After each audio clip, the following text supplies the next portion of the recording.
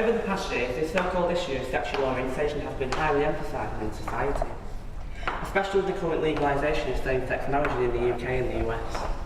Throughout this segment, I will be investigating into how the views of the younger generation of sexuality have changed over time. So, what are your views on sexual orientation? Well, you can't do anything about it. If that's how you feel, then go with it. So, what are your views on sexual orientation? I mean, I think people are kind of born with, you know, whatever kind of decisions they want to make. I think my views on sexual orientation are like, if you're gay, you're gay. If you're straight, you're straight. I don't have an issue with either.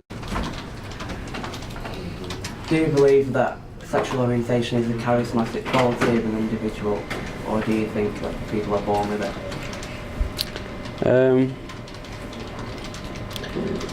Yeah, I think it's just kind of. I don't think it's so much like you're born with it.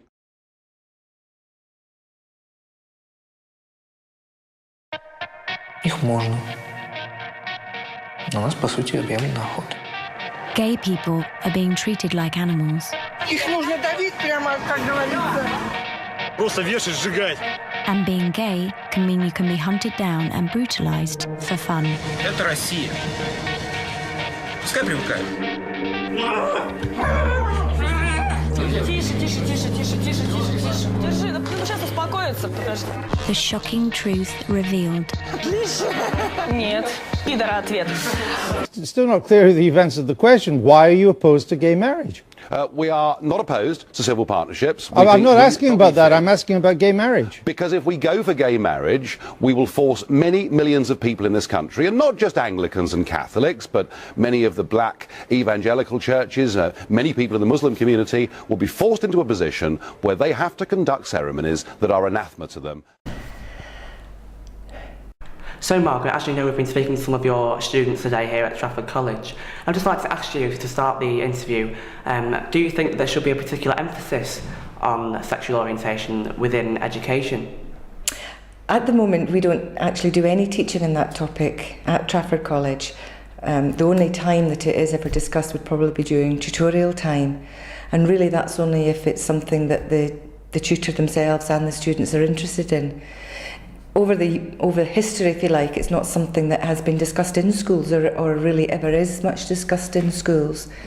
There's very little on the curriculum at all about sexual orientation or anything along those lines, on diversity, even sort of roles of women, things like that, apart from maybe in history. There's very, very little there in education. In primary school, possibly the only type of thing where it comes up is the library class, where they're given a book where, you know, the subject matter is maybe two mums rather than a mum and dad. So that there really is very little education in schools regarding sexual orientation. So, do you think that there's become a change in the way that the media and the young generation view sexuality in society? I think things are different now just because more people are coming out. I think in the past, students never really discussed sexual orientation because very few people came out, and there was very little, if you like, to discuss. Many students weren't aware whether their friends were gay or whether their parents' friends or whatever. Yeah. And really, to some extent, the only people they were aware of who were lesbian, gay, were in the media, maybe pop stars or something like that. But I think now, with more people coming out, more young people coming out at a younger age, with it being not just pop stars, but, and I know this week there's been talk about a couple of girls from the England hockey team who have got married, that it's much more acceptable, and particularly with Tom Daley, a star in everybody's eyes. Brings us to the announcement you made this week, the film you put on YouTube, which was to tell us about the thought process leading up to that. Why on YouTube? Why now?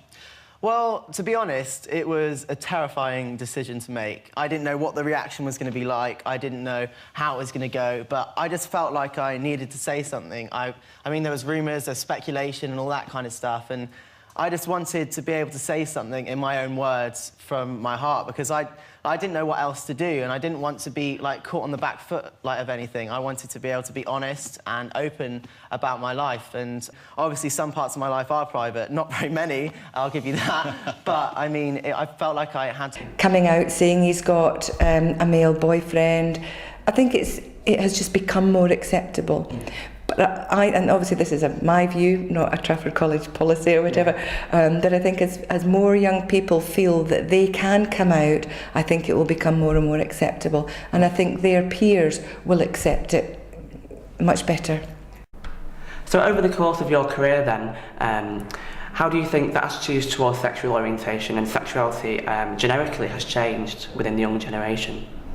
I think there has been a change. I think the younger generation are more able to discuss it. I think it is something that's discussed more openly on the media. As I say, you know, even with more young people coming out, more sports personalities, things like that coming out, I think it has changed. I think one thing, though, that I don't think we're quite there yet. You know, when you think about one of the main sports that the majority of people in this country watch, that most young men watch and participate in, which is football, and yet how many footballers will come out as being gay? Mm-hmm. And I think until a sport like that can allow their players to come out, be accepted, I think we're a long way from equality.